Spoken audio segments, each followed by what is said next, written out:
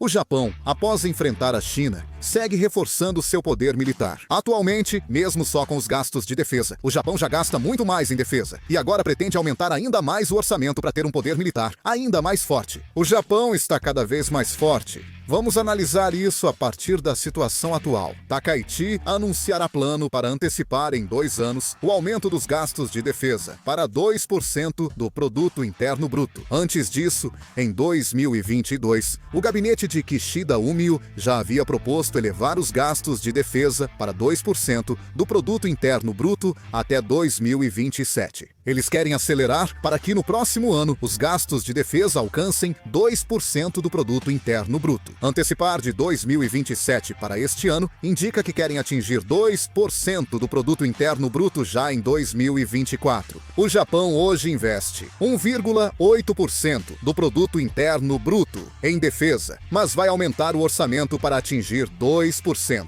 Mesmo no Japão, há preocupações com o rápido fortalecimento militar. Com a pressão fiscal, seguem debates sobre impostos e emissão de títulos para cobrir o déficit. Ainda assim, o gabinete Takaichi insiste nisso. O Japão segue flexibilizando restrições à exportação de armas, mas ainda proíbe vender armas letais completas. Até agora, o Japão permitia a exportação de apenas 5 tipos de armas: resgate, transporte, vigilância, monitoramento e isolamento. Por isso, sob essa regulamentação, o único caso em que o Japão exportou um produto acabado de armamento foi o envio de radares para as Filipinas. Desta vez, a coalizão entre Komeito e Partido Liberal Democrata acabou.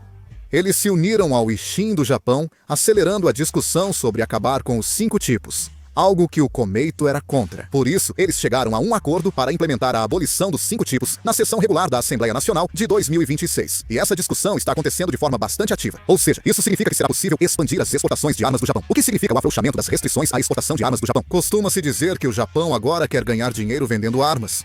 Mas, na verdade, o movimento é muito mais profundo e estratégico. O Japão está se tornando o centro da expansão da cadeia global de suprimentos de defesa dos Estados Unidos da América no leste asiático. Os Estados Unidos, ao fornecerem grande apoio militar à Ucrânia e a Israel, estão enfrentando uma situação em que munições essenciais, incluindo projéteis e mísseis, estão sendo consumidas rapidamente. Ficou evidente que apenas a capacidade de produção dos Estados Unidos e da Europa não é suficiente para lidar com uma guerra prolongada. E no final das contas, os Estados Unidos se viram obrigados a buscar novos polos de produção para dividir esse fardo. Claro, existe a Coreia do Sul. Como a Coreia do Sul é um país que se preparou para a guerra durante 70 anos, ela é o local ideal para servir como polo de produção. Como a Coreia do Sul pode ser envolvida em uma guerra, o Japão fortalece sua indústria de defesa e flexibiliza restrições à exportação de armas, preparando-se para situações semelhantes. O Japão reprimiu sua indústria de defesa por um longo período após a guerra, mas a tecnologia de equipamentos de precisão, a infraestrutura de manufatura e a mão de obra altamente qualificada que acumulou durante esse tempo estão em nível mundial. No setor de mísseis, sensores e materiais aeroespaciais, o Japão desenvolve projetos com os Estados Unidos da América, criando um sistema de divisão de trabalho.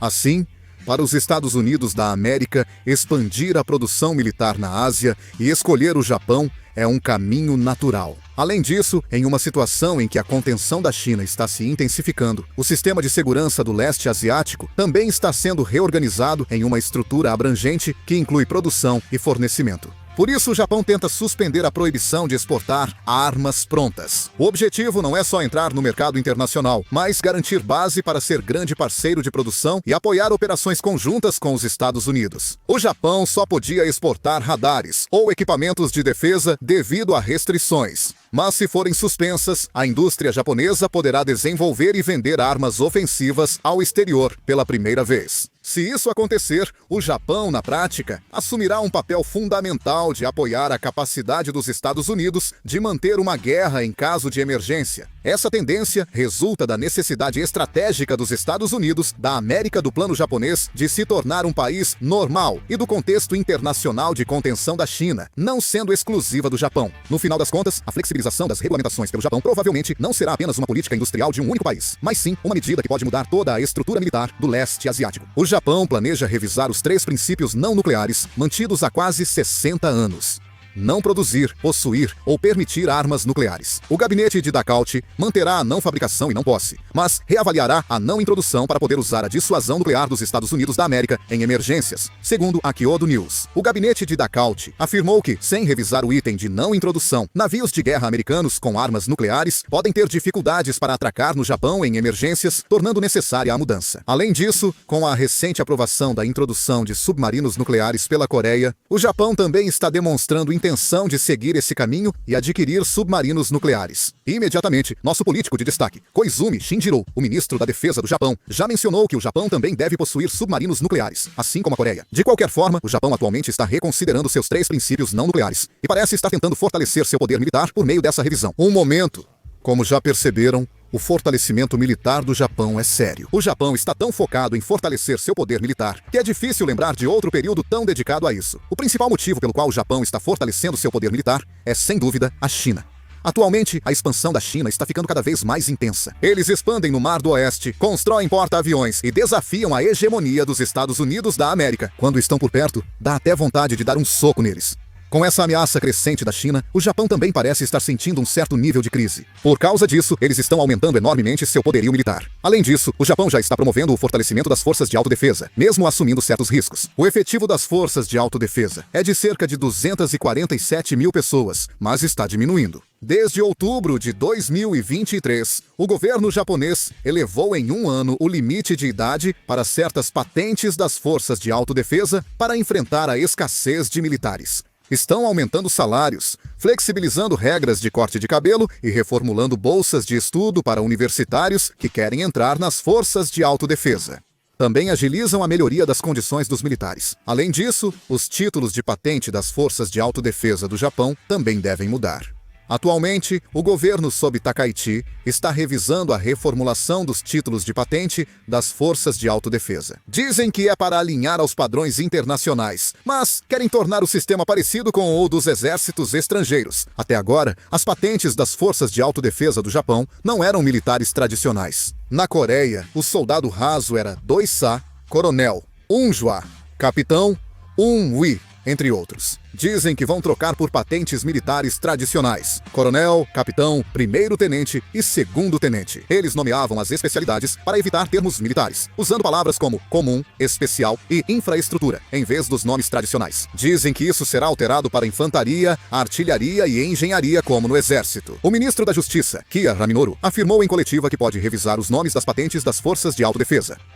Ele disse que ainda não está em posição de responder sobre os detalhes, mas que irá avançar rapidamente com a revisão em consulta com o partido no poder. Quando questionado sobre o motivo da mudança, ele explicou que é necessário criar um ambiente onde os membros das forças de autodefesa, que são o núcleo da capacidade de defesa, possam cumprir suas missões com alto moral e orgulho. Considerando o fortalecimento militar atual do Japão, isso também parece ser uma tentativa de continuar os preparativos para que o Japão se torne um país normal. O governo japonês não nega. Com o aumento do poder militar, será preciso gastar mais. Com certeza, algumas pessoas pensam assim: como gastam muito dos impostos, é provável que a aprovação do gabinete Takaichi caia. A aprovação do gabinete Takaichi subiu para 69,9%, alta de 5 pontos em relação ao mês anterior. Além disso, nesta fase de conflito com a China, ao adotar uma postura mais firme, o povo está apoiando ainda mais o gabinete Takaichi. Não é fácil explicar em uma frase por que a taxa de aprovação do gabinete Takaichi está aumentando. Não se trata apenas de uma postura firme estar funcionando. Isso ocorre porque o clima interno do Japão mudou muito nos últimos anos. Os japoneses passaram a ver a expansão militar chinesa como ameaça direta e aceitam mais a chance do Japão se envolver num possível conflito em Taiwan.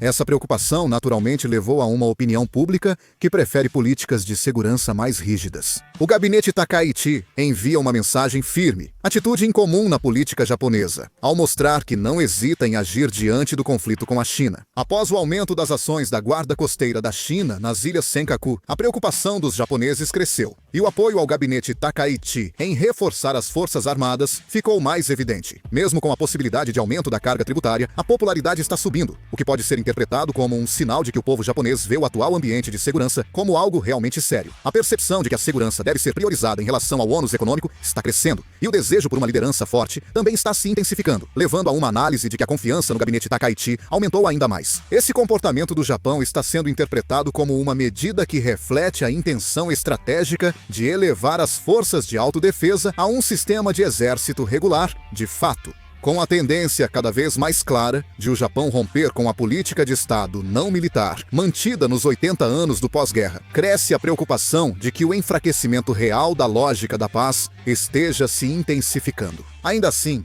parece impossível rejeitar totalmente essa tendência. Claro, o motivo pelo qual o Japão está tão sério em relação ao poder militar não se deve apenas à expansão da China. Parece que há certas circunstâncias internas no Japão e também exigências dos Estados Unidos. O presidente Trump vinha exigindo continuamente que o Japão aumentasse seus gastos com defesa. Na verdade, os Estados Unidos chegaram a exigir não apenas 2% do produto interno bruto em gastos com defesa, mas até 3 a 5%. Os Estados Unidos da América pressionaram o Japão a reforçar seu poder militar contra a China, e o Japão parece ter atendido. Atualmente, o Partido Liberal Democrata e o Komeito governam em coalizão no Japão. No entanto, como o Komeito tem defendido continuamente o fortalecimento do poder militar desde antes, parece que, dependendo da situação interna e externa, o Japão está mostrando uma tendência de fortalecer significativamente seu poder militar. No caso do Komeito, o acordo de coalizão firmado entre o Partido Liberal Democrata e o Komeito incluía, além da revisão antecipada dos documentos de segurança, vários pontos relacionados ao fortalecimento do poder militar do Japão. Inclui-se a proposta de submarinos de próxima geração com propulsão avançada e possível introdução de submarinos nucleares. Ou seja, tudo o que expliquei anteriormente está incluído. Atualmente, o fortalecimento do poder militar do Japão está se tornando cada vez mais evidente.